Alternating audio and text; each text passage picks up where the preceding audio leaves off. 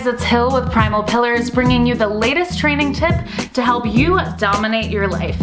I've been a strength coach for a number of years and helped a ton of different women learn to love lifting weights and love their bodies without obsessing over the scale or diets.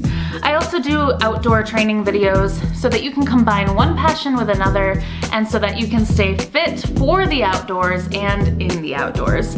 So if you're new here and that sounds like your cup of tea, consider subscribing. Today I want to teach you 3 tips to help you keep your heels down while squatting. This is a super common issue with beginner or even intermediate lifters, and it's problematic for a few different reasons. So I want to talk about that and also help you avoid this issue. So let's go ahead and dive right in. Number 1, you have poor ankle mobility. People usually assume that when there's an issue with one of the main lifts, it's due to a weakness or an imbalance or some sort of muscular issue. But a few people actually really look to mobility first and foremost. If your heels or part of your heels lift as you drop down into a squat, you could have tight calves and ankles. To check for this, kneel barefoot with your front foot about a fist's length away from a wall. Making 100% sure your heel is totally pinned down to the ground, try to push your knee forward until it can touch the wall. A key thing to pay attention to here is that you're not cheating either by A, twisting your hips to get more reach, or B, allowing your knee to come out of alignment with your foot. If you can't reach your knee to the wall or if it's a big struggle, try adding in calf stretching before you train. First, stretch the calf against a wall with your knees straight. This will hit a little bit higher in the calf, more upright behind your knee. Then from there, bend the knee, keeping the heel down, and you'll feel the stretch move more into the Achilles tendon or low down by your heel. You can follow up your stretching by doing this test again to see if you have gained any mobility. Keep in mind though that this isn't a one-time fix. If you do have poor mobility in your ankles, it's something that you're gonna wanna work on every time you're squatting, before you train and even after you train when your body is warm, just to really hammer in improving that range of motion of your ankle joints. Number 2, your quads are very strong and your body wants to use them. So during the squat, when you're falling too much into your toes, it's loading the quads a lot, and you're not really engaging the hamstrings and glutes or the posterior chain.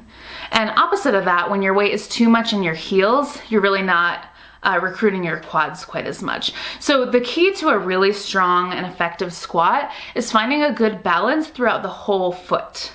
So next time you squat, pay attention to where the balance is in your feet. A lot of times, particularly with people who are newer to lifting weights or newer to any sort of like functional movement training in general, people come in very quad dominant because this is kind of like a quad dominant world that we live in. So it's something that you usually have to address in the beginning and strengthen the posterior chain so that it can work harder for you. So when you're learning the squat, you feel nervous about sitting back into your heels too much because your posterior chain isn't as strong and you feel like you might fall over backwards. The body wants to take the path of least resistance, and if you're strong in your quads, your movement pattern will naturally push you into a position which utilizes the quads more, aka falling into your toes or lifting your heels. There are a couple of ways you can address this. First, choose accessory exercises to add to your training that strengthen the posterior chain, meaning your hamstrings, glutes, and lower back. Posterior chain just means everything on the back side of your body, basically.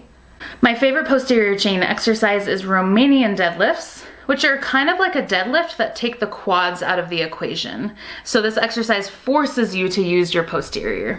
Secondly, you can focus a little more on what's going on with the balance in your feet during squats. So to focus on this, start off with just body weight air squats. On a tempo nice and slow, descend into the squat, feeling to see where the balance falls in your feet. If you notice yourself lifting your heels or being too much in your toes, adjust your body position to be more even pressure through the entire foot.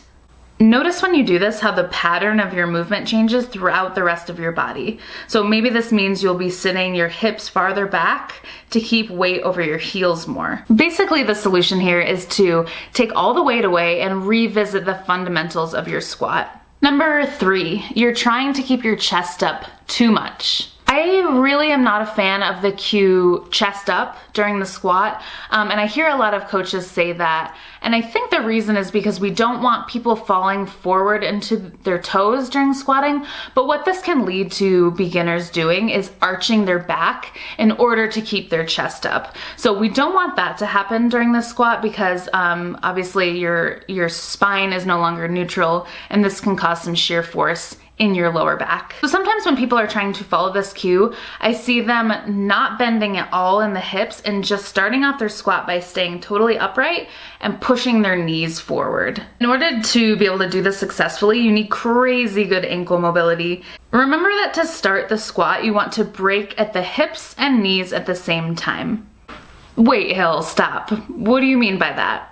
I mean that in the top quarter of the squat, you're going to be setting your body angle that you'll keep for the rest of the squat. So by bending in the hips and knees together, you're going to be setting that angle in your back that you will keep through the whole descent of the squat. Bending at the hips and knees at the same time means you will be letting your chest come forward a little so that your hips can drop back. Effectively, this lets you stay balanced in the entire foot and keeping the bar path stacked right over the middle of your feet. So I will sometimes tell my athletes to keep their chest up while squatting, but only if I've worked with them long enough so that I know that they know that I don't mean you accomplish this by arching your back, but rather shifting the balance of your feet and adjusting the position, that angle of your back. If you notice that your heels come up while you're squatting and you're wondering why it's such a big deal, let me break down for you a couple reasons why it could be detrimental to your training. Overloading the quads like this, it can cause an imbalance between your anterior and posterior chain, or between your quads and your hamstrings. So what happens when your hamstrings become much weaker than your quads is that it can lead to knee pain. You want to keep the muscles around the knee well balanced so that it can support and stabilize the knee joint. Along these same lines, if you're squatting quad dominant, then you're missing out on developing some really juicy strength in your hamstrings and glutes. The glutes are the most powerful muscle group in the body, and if you aren't engaging them, then you are leaving a whole lot of strength left untapped. Lastly, by falling into your toes, you could be creating a less than ideal bar path, meaning the bar could be traveling out front beyond your toes as you descend into the squat. And when you're squatting light, you might not notice it, but when you're squatting heavy, this is really going to accentuate the improper weight distribution, and it will feel really difficult on your lower back to recover from the bottom of this squat. I would not recommend putting plates under your heels like I see some coaches train with beginner athletes to the squat. The reason is that it's just going to be masking the problem. It's not really going to be addressing the fundamental issue so that you can improve your squat. If you jagged with this sort of video, consider hitting that subscribe button and at least leave me a comment and let me know what is your biggest struggle perfecting squat form. Thanks so much guys for watching.